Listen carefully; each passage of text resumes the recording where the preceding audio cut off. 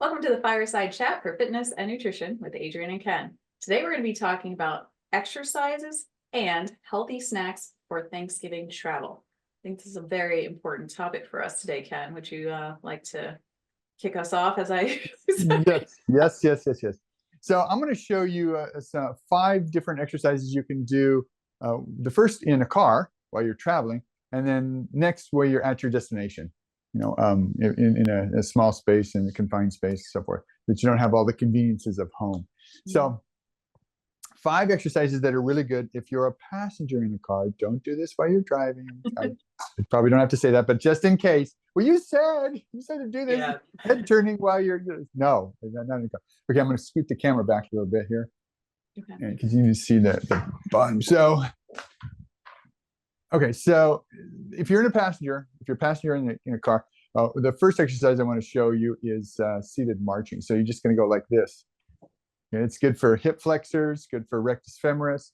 Good for abdominals a little bit, gets the blood flowing.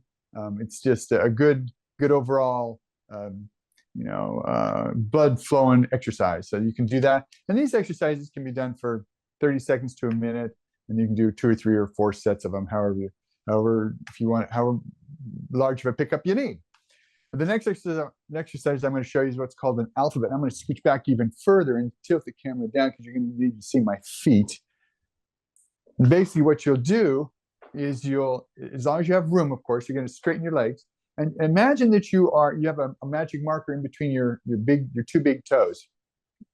And you're going to write the alphabet in big block capital letters. See, as big as you can get them. D. Now doesn't move with the knees. It's just the ankles. So the knees stay straight. So you're getting some quadricep contraction here, some isometric contraction here, as well as mobility and flexibility and blood circulation in the lower limb. So the ankle, the feet, the calves, the anterior tibialis, the shin muscles. Really good for blood flow, to get the blood flow out of your feet up into your upper body. So that's another exercise. I can scoot the seat forward now this time. So we're going to do another one is side bend. So in your seat, you're just going to here and back. You go 5 or 10 to this side, and then 5 or 10 to this side as well. So these are oblique exercises. Another one is neck exercises or upper trapezes. You just do shrugs, so you get your shoulders kind of back, and you go up and back down and up, and go up as high as you can, and breathe. Always breathe when you do these exercises. You don't want to hold your breath. And then up and then down, and you can do 5 to 15 of those. After you do that, you can do neck stretches, which relieves the tension that you just created with shrugs. And there's a couple of, I'll just show you the scaling, the side of the muscle, the side of the neck. You just go like this. Make sure this shoulder's down. You don't want to go like this. You don't want to do bending because we already did that. So you're just going to keep the shoulder down and just kind of gently pull this ear to this shoulder, and you feel this muscle on the side of the neck. And you can do both sides. So that's when you're in a car. Well, what do you do when you're at your destination? And I'm assuming you're going to have no weights and small spaces. Let's just say, what can you do for exercise when you're at somebody else's house and you're at the whim of, you can't do what you want to do. Typically, you're out of your environment. So you're going to do body weight exercises. Real easy. First one is squats, and you can do either sit to stand, and just like this. And when you do that, make sure that your feet are pointing straight forward. And at the top, you squeeze your glutes, and you can back down and sit back, stand back up, and back down, and so forth. Or you can just do regular squats where you go down and then come back up. You don't sit. That's one. Then the next one is wall push-ups. So what you'll do is you'll find a wall. Your hands are about shoulder height. You're going to step back, put your hands on the wall, go up on your tiptoes, squeeze your glutes, pull your stomach in, go down and touch your nose to the wall, and come back up. That's a wall push-up. Okay. There's another one called a backward lunge. So all you really need is some sort of a handle, a door handle. or a railing on a set of stairs. What you do is you'll get up next to the door, grab a hold of it, keep your arms straight. You go ahead and just step back and go down as far as your knees will let you, if your knees bother you while you do this, don't go down that far. So just go down maybe to here and come back up and squeeze your glutes. You want to keep your arms straight the whole time so that you transfer shift the tension onto your quadriceps, hamstrings, and buttocks. So this is really good for those. And you just go down and up and squeeze your glutes, squeeze your quadriceps as well. Lock your knees and squeeze your butt at the top. That's a backward lunge. And then you can do a standing calf raise as well. So what you'll do is against the wall for balance, and you'll just raise up. Can you see my feet on this? Like it's kind of where the title is. There you go. We'll just go ahead and then go up and down. You're going to squeeze your butt, pull your stomach in, and go up and down. Go slower on the way down than as you go. Slower on the way down than you go up, and don't touch your heels to the floor. Might as well squeeze your butt and lock your knees, because that's going to what's called triple extension, your butt, quadriceps, and calves, and that gets a lot of different muscles at the same time, and then up and down. So those are exercises you can do in a car while you're traveling and while you're at your destination, and you can do those often.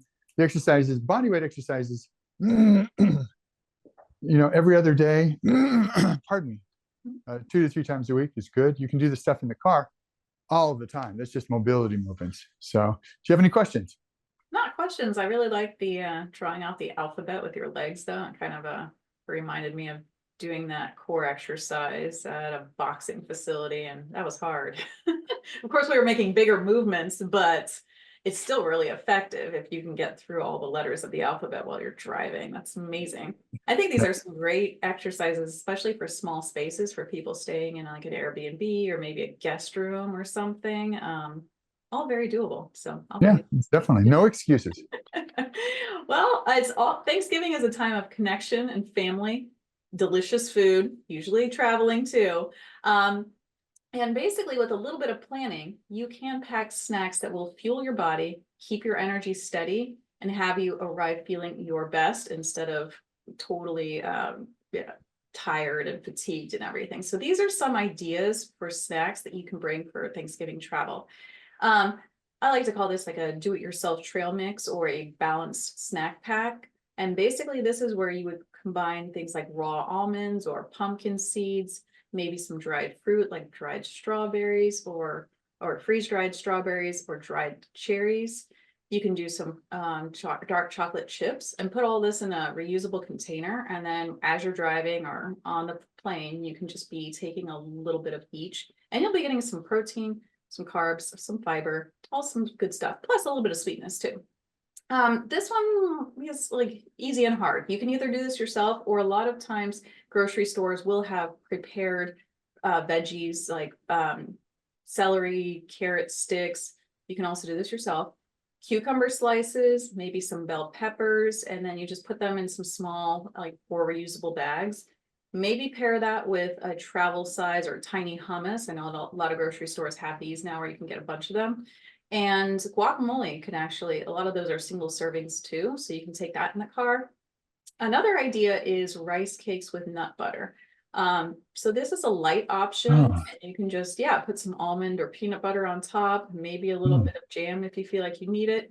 And that is, it's a really good snack that provides a little bit of protein as well, depending on how much nut butter you put on there. If you like hard-boiled eggs, that could be a great idea. Maybe having that with some of your veggie sticks and your hummus could be a good idea. You could also pair it with maybe a piece of fruit, and that will keep you pretty much like even keel versus relying on a lot of this snacks or the granola bars that you're going to see at gas stations and travel facilities. Another idea, if you do have access to a cooler or an insulated lunch bag, is to bring some yogurt with you, like Greek yogurt or non-dairy yogurt. This is a good way to support your immune system and your gut health, especially during travel when, there's generally a decent amount of stress and that can take a toll on digestion.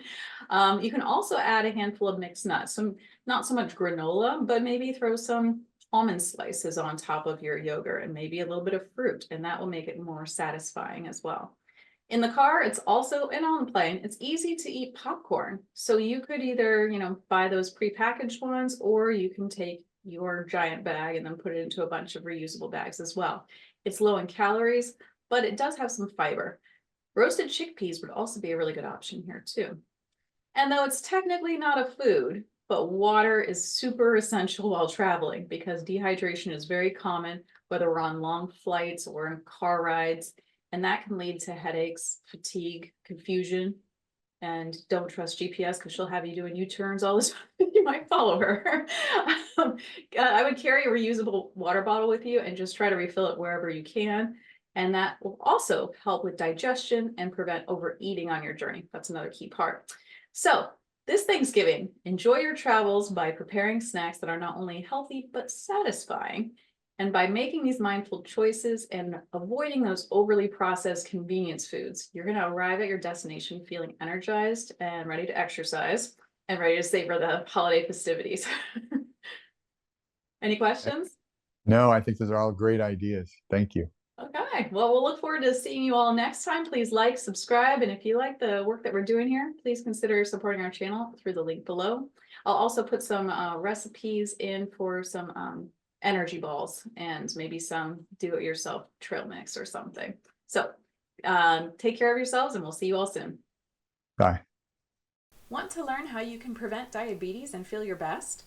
Our exclusive program is designed to help you manage blood sugar, increase energy, and improve mobility, all without feeling overwhelmed. Joining our waitlist is easy and commitment-free.